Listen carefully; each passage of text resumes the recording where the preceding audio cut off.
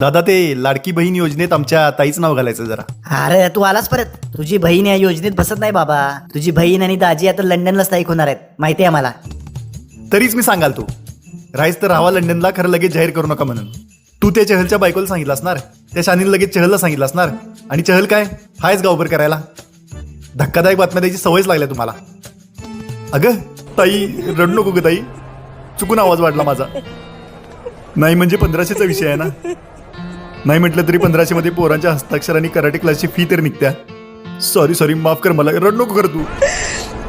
गलती आपसे न हुई, मुझसे हो गई. तुझी चूक नाही आहे ताई. ती सोशल मीडिया न्यूजवाली काय पण छापतात.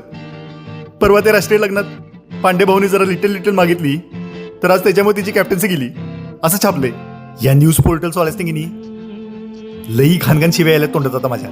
गालियों से बदला हल्का होगा, न मेरा न आपका.